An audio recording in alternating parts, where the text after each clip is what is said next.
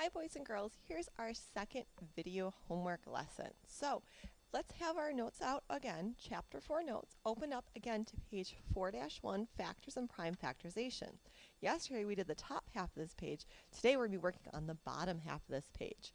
So let's get that out while we consider the question of today, which is what is prime factorization? That's what we're going to be learning about today. So hopefully you have your notes out and open to 4-1.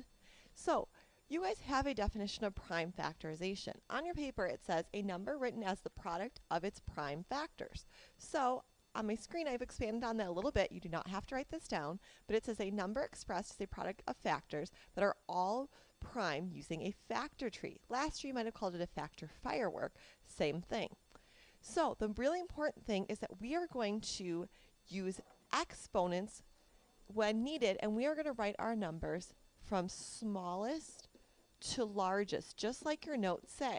So we are going to make a factor tree, finding only the prime numbers. Then we're going to write in exponents from smallest to largest. Now, in case you're really confused by this, we're going to do some examples. So do you see how we have three different columns written down? So in the far left column, where the kind of like the word smallest is, let's write the number 80. We're going to work together on how to find the prime factorization of 80. So what we need to do is we need to think about, well, what are two numbers that 80 can be split apart into? So basically, what are two numbers that multiply together to equal 80?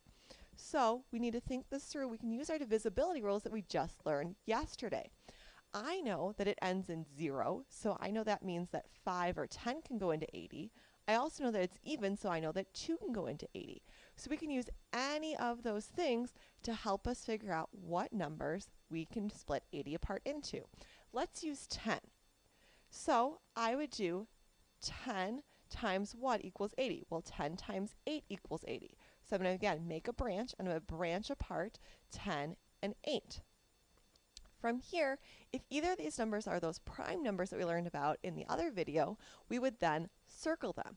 However, both 10 and 8 are composite numbers, so they can be broken apart even more. So let's see if we can break apart 10. I know 2 times 5 equals 10, so I'm going to split 10 into a 2 and a 5. 2 is one of those prime numbers, so I'm going to circle 2. 5 is another prime number, so I'm going to circle 5. Let's think about 8. 8 can be split apart into 4 times 2. Well, I know 4 is composite, so I can break that down even more. So I'm going to break 4 into 2 and 2. 2 is both prime, so I'm going to circle both of those. This 2 is also prime. I hope you guys were making this chart with me. If you have not filled this out in your notes, please make your paper look like how my board does right now. So you should have the factor tree for 80 done right now.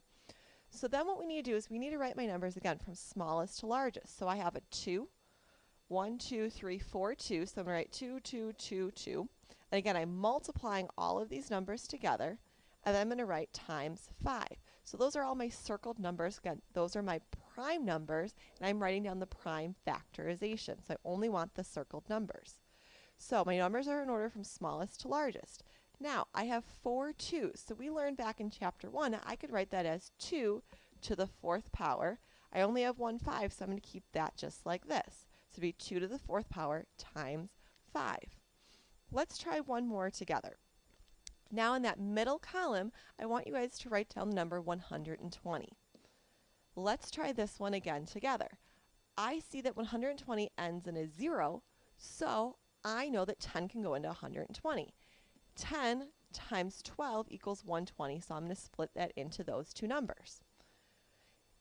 From here, I know that 10 can be broken apart. Copy this down with me. 10 can be broken apart into 2 and 5. So 2 is prime, so I circle it. 5 is prime, so I circle it.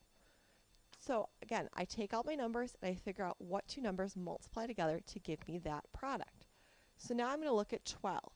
12, I can either do 3 and 4, or I can do 6 and 2. It does not matter which one you do. You'll end up with the same answer at the end. I'm going to do 2 and 6, though. 2 is prime, so I circle it. 6, I'm going to split apart into 3 and 2. So I circle the 3 because it's prime. I circle the 2 because it's prime. If you can't remember what prime numbers are, remember, just look back up at the top of your paper where we have some examples of prime numbers written down. So now I need to take all my circled numbers and write them in order from smallest to largest. I have a 2, I have another 2, and I have a third 2. So I have 1, 2, 3 2s. I have a 3, and I have a 5. I'm going to multiply all of those numbers together. So they're in order from smallest to largest. Now I need to see if I can use exponents. Well, I have 3 2s, so we learned in chapter 1 that's 2 to the third power times 3 times 5. So this right here would be what my prime factorization is. I don't actually need to do that multiplication because that's what it equals, is 120. So what I would like you to do now is on your paper in that last column, I'd like you to write down 150 in that last column. I would like you guys on your own to try to see if you can figure out what the prime factorization of 150 is. I'm going to check that in class tomorrow. Do your best to see if you can, again, split it apart into those numbers. If you are confused at all, please come to class tomorrow with questions. We will be working on this for the entire 40 minutes of class, so if you're not quite getting this, we will have plenty of time to practice and get better at this. So I hope you understood our lesson for today. That's all we have, so we are all done.